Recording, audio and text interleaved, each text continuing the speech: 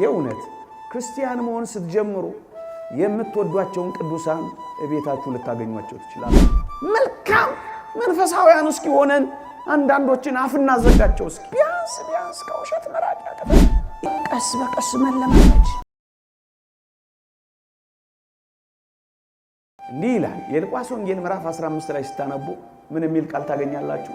በአንድ ኃጥእ ንስሐ መግባት በሰማይ ጉባኤ ታላቅ ደስታ ይሆናል ይላል። በእኔ በኃጢአተኛው ንስሐ መግባት የሰማይዋ ጉባኤ ለምን ደስ ትሰኛለች ካልከኝ መልሱ አንድ ስለሆነ ነው። በምን አወቁ? አሉ የሉ አሉ። በደስታ የተሰበሰቡት አእላፋት መላእክት ከበዋታል ቤተ ክርስቲያን። አብረን እናመልካለን፣ አብረን እንዘምራለን። ያማልዱ ማውኔ ጉዳይ ነበር። ደስ ይላቸዋል አሉ። ስንቆር ደስ ይላቸዋል። በስነ ምግባር ስናጌጥ፣ በትሩፋት ስናሸበርቅ ደስ ይላቸዋል። ለምን? አብረንና በአንድ ጣራ ስር ስለምትኖር ሕያዋን ስለሆኑ አነጋግራቸው ይሰማሃል፣ አክብራቸው ይባርኩሃል፣ ጥራቸው ያደምጡሃል የሚለው እኮ ለዚህ ነው። አዎ በቤተ ክርስቲያን ማመን ማለት እንደዚህ ማመን ነው ወገኖቼ። ሌሎች ቤተ ክርስቲያን እንዳይመስሉ አይደሉም። ይሄን ካላመኑ አይደሉም። እዩ አንድ መሆናችንን አሁን ደግሞ ሌላ ነገር ላሳያችሁ ወገኖቼ። ታስታውሳላችሁ በዚህ በቅዱስ ዮሐንስ ራእይ ላይ ምዕራፍ 5 ቁጥር 6 ላይ ስለ እግዚአብሔር ምስክር የታረዱትን የሰዎች ነፍሳት ከመሰዊያ በታች አየሁ ይልና እንዲህ ያሉት ይላል። ባጸደ ነፍስ ያሉት ሰማዕታቱን ነው ያየው። ከዚያ ምን አለ መሰላችሁ? እንዲህ ይላል እግዚአብሔር ቃል፣ ቅዱስና እውነተኛ ጌታ ሆይ እስከ መቼ ድረስ አትፈርድም? በምድር ባሉት ላይ ደማችንን እስከ መቼ አትበቀልም አይሉም መሰላችሁ? በሰማይ ሆነው እኮ ነው። እዩ በሰማይ ሆነው ምድር ያለውን ያሉ ምን እየተከናወነ እንደሆነ ያውቃሉ። ጌታ ሆይ ተበቀል እንጂ አሉታ። ተበቀል እንጂ ሚሉት ይቅርበል እንጂ ያላይሉት ይመስላችኋል? ሎጂክ አይደለም የማቀርበው፣ ሃይማኖት ነው። በማትታየው ብል ታችኞቹ፣ በምትታየው ንስሐ ላይኞቹ ደስ ይላሉ። ለምን? አንድነና አብረንና ቤተ ክርስቲያን ማለት እቺ ናት። ምእመናት አብረንን። እነዚህ መስተጋድላን፣ እነዚህ ሰማዕታት፣ እነዚህ መናንያን፣ እነዚህ በረኸኞች፣ እነዚህ ስለ ክርስቶስ በሰይፍ ስር ያረፉ፣ በእቶነ እሳት የተቃጠሉ፣ በመንኮራኩር የተፈጩ፣ ሕዋሳቸውን የተቆረጡ፣ በመሪር ጥምና ረሃብ ራሳቸውን ሕይወታቸውን ለክርስቶስ የገበሩ እነርሱ ተሰቃዩ፣ እኛ በድላቸው ደስ ይለናል። እነርሱ ታገሉ፣ እኛ በደስታ ዘለናል። እነርሱ አክሊል ተቀዳጁ፣ ለኛም ክብር ሆኖ አበቃ። ለዚህ ነው አንድ ስለሆን እኮ ነው ወንድሞቿን ክብር ማትናገር የኢየሱስ ቤተ ክርስቲያን ያለች ትመስላችኋለች? እንኳን በምድር በሰማይ ገና ኢየሱስ ክርስቶስ ይመሰክርላቸው የለም። ያኔ የት ሊገቡ ነው? የእውነት ክርስቲያን መሆን ስትጀምሩ የምትወዷቸውን ቅዱሳን እቤታችሁ ልታገኟቸው ትችላላችሁ። ተረት አይደለም ማወራው። የቀመሱ አሉ፣ ያዩ አሉ፣ የሚኖሩ አሉ።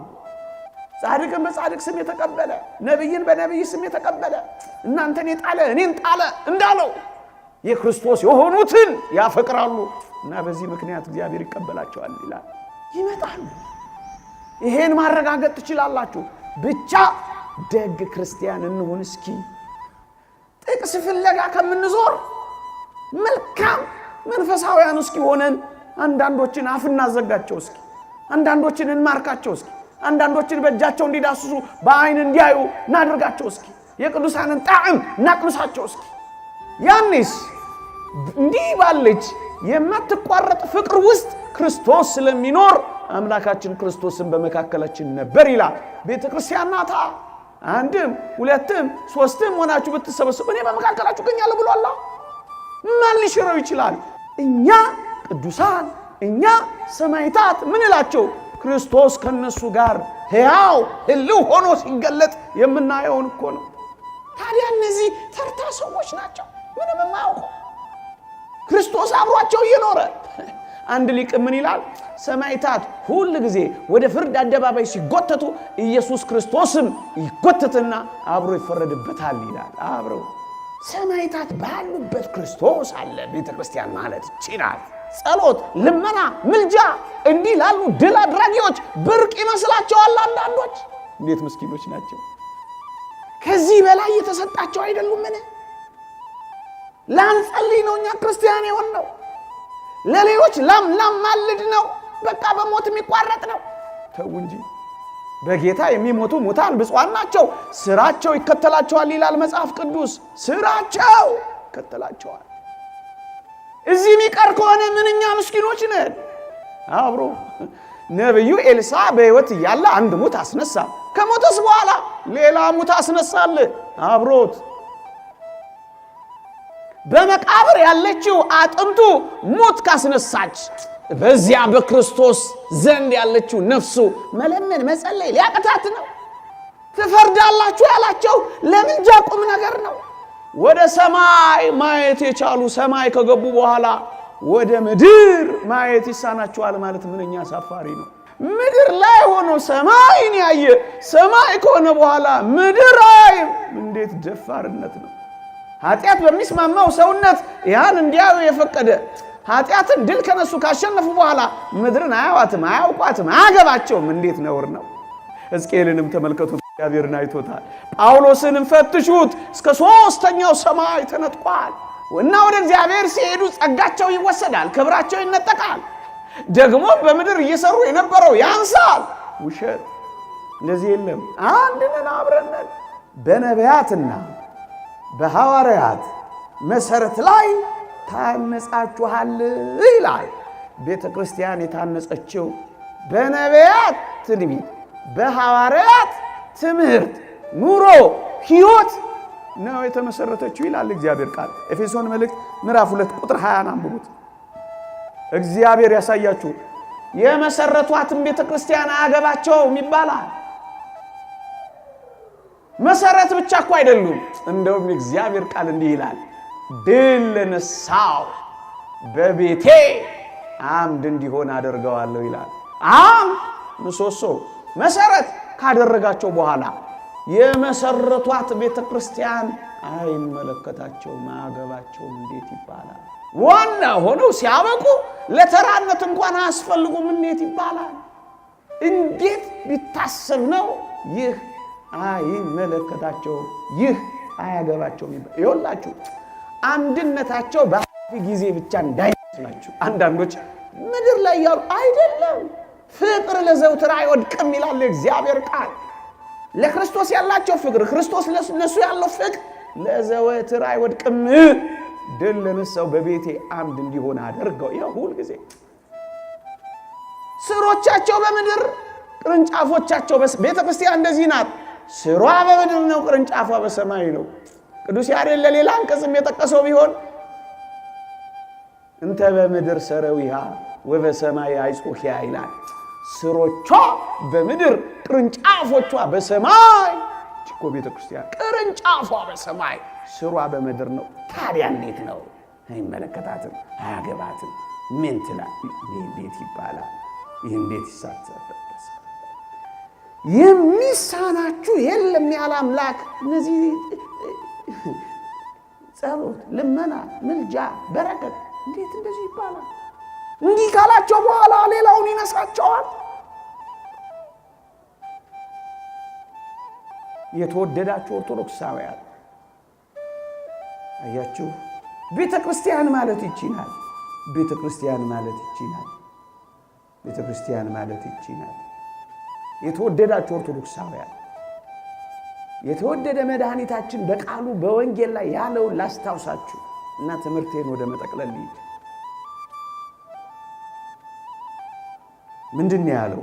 በእኔ የሚያምን እኔ የማደርገውን እርሱ ደግሞ ያደርጋል፣ ከዚያም የሚበልጥ ያደርጋል አላለምን ብሏል። ይሄ ማለት ምን ማለት ነው? አውጉስጢኖስ የተባለ ሊቅ ይሄን ሲተረጉም ምን ይላል? በእርሱ በሚያምኑት ውስጥ ክርስቶስ ስለሚኖር በእናንተ አድሬ አስቀድሜ በሥጋ ተገልጬ ካደረግኩት የሚበልጥ ድንቅ ነገርን አደርጋለሁ ይላል። በሥጋ ተገልጬ ካደረግኩት በላይ በእናንተ ውስጥ አድሬ አደርጋለሁ ይላል። እንዲህ ነው የሚያደርገው።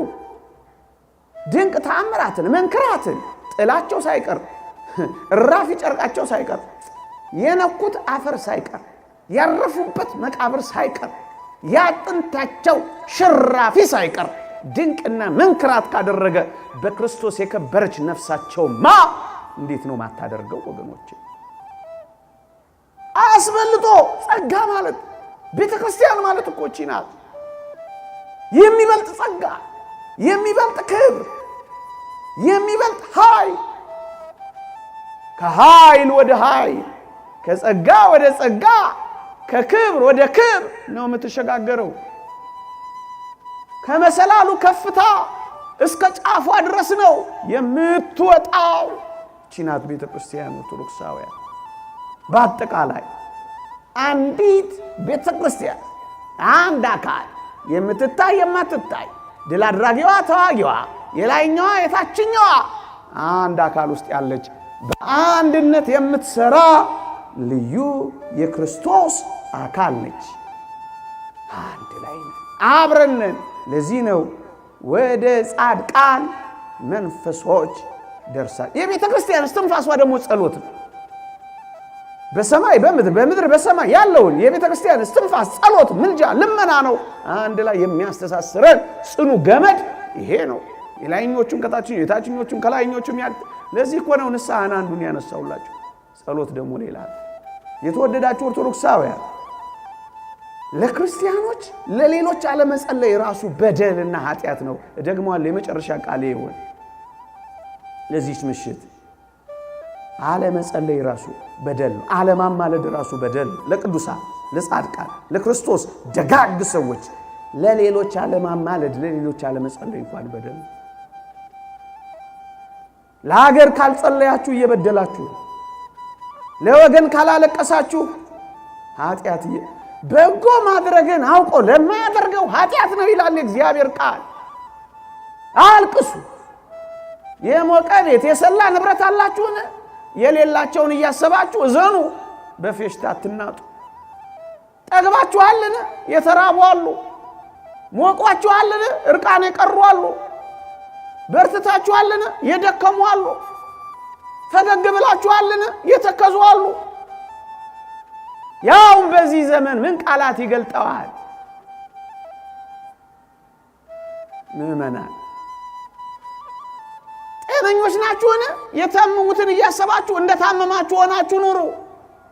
በጭምትነት ኑሩ። ዝግ ብላችሁ ኑሩ።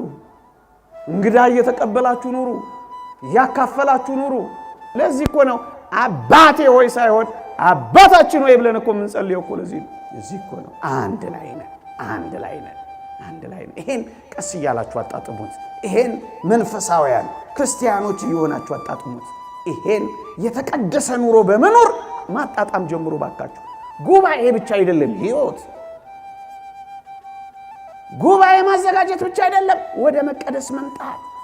ይሄን ያወራነውን አስደናቂ ሕይወት ደግሞ ቀስ በቀስ መለማመድ፣ ቀስ በቀስ ጭምት በመሆን ስነ ምግባራዊ በመሆን ጸሎተኛ በመሆን በእግዚአብሔር ቃል በመታጠቅ ቤቶቻችንን በመልካም በማስተዳደር በጸሎት በመበርታት በምስጋና በመኖር ማጉረምረምን በመተው የዚህን ዓለም ጫማ እንደደረሰብን ባለመቁጠር በሁሉ በማመስገን ሳናቋርጥ በመጸለይ ሞላ ጎደለ ሳንል በመኖር ቅድስና ቀስ በቀስ ቀስ በቀስ ቀስ በቀስ ከተለማመደ ይሄንን ጣዕም በርግጥም እንደርስበታል።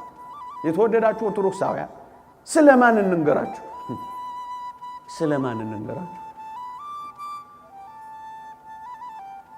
ደጋግ ቅዱሳኑ እጅግ በጣም ሲመሰጡ አንድ ሰው አገኘና አሉ አንድ ቅዱስ ምን ብሎ እንደጠየቀው ፀሐይ እንደ ድሮ አለች ብሎ ጠየቀው አለ።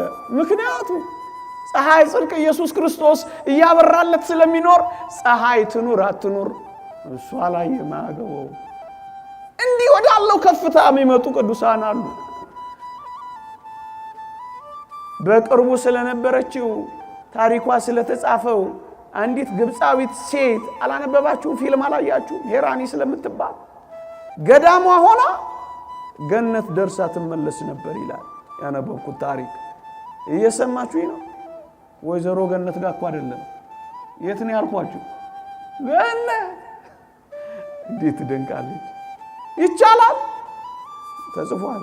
አንተ ተለማመደው፣ ሞክረው። ቅዱሱን ጻድቁን በቅድስና እንመላለስ።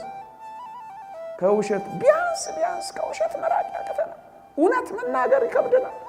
ማንም ሳያስገድደን መሳሪያ ሳይደገብን እንዴት ነው ምንዋሽ? እንዴት ነው ይሄን ልማድ ያደረገ? ስለዚህ ቀስ በቀስ እህቶቼ ወንድሞቼ፣ ቀስ በቀስ ጠባለ ኪዳን መሸ ቀስ በቀስ ዕጣኑን እያሸተታችሁ ቃሉን እየሰማችሁ መቅደስ እየገሰገሳችሁ ቀስ በቀስ ከኃጢአት እየራቃችሁ ስትሄዱ አሁን ካወራ ነው በላይ ይሄ ቅድስና ዓለም ይሄ የማትታየው የቤተ ክርስቲያን ሕይወት ይገለጽልናል። አሉ በእውነት አሉ። ዝርዝርን ማንጨርሳቸዋል። እዚህ ቦታ ታይተው እዛ ቦታ የሚገኙ አሉ። ጨለማውን እየተቀጠቁ የሚሄዱ አሉ። መብራት የማያሸንፈውን ጨለማ ድቅድቅ እያሸነፉ የሚሄዱ አሉ። አንድ ቀን በበሉት 50 ቀን የሚቆዩ አሉ። ሴት ይሁን ወንድ የማይለዩ አሉ። ሴት ይሁን ወንድ ሰው የማይለዩ አሉ። ምን ልንገራችሁ? እንደ አጠቃላይ የነፋስ ሹክሹክታ ሁሌም ይመስጠኛል። አንድ መጽሐፍ ያነበብኩት የነፋስ ሹክሹክታ ይሰማሉ፣ የአለት ብልት ይመረምራሉ፣ የወፍ ቋንቋ ያደምጣሉ፣ በደመና ትከሻ ተጭነው ይበራሉ አሉ። ይሄ ጥልቅ የሆነ መንፈሳዊ ዓለም ነው። ለአንዳንዶች ተረት የሚመስለው ግን በእግዚአብሔር ጸጋ የተሞላ ነው። ባካችሁ እንዲህ ወዳለው ሕይወት ለመድረስ እንታገል። ይቆየን። የእግዚአብሔር ቸርነት፣ የእመቤታችን አማላጅነት፣ የቅዱሳን በረከት ረድኤት፣ ጥርጥር የሌለባት ድል የማትነሳ ሃይማኖታቸው በረከታቸው በሁላችንም ላይ ትደር። ከቅድስት አርሴማ በረከት ረድኤት ያሳትፈን። ይህንን ቀን በማሰብ ነው ይህንን ርዕስ የተነጋገርነው። የሰማነውን በልቦናችን ያኑርልን። ሰምተን ለመጠቀም እግዚአብሔር ይርዳን። አሜን።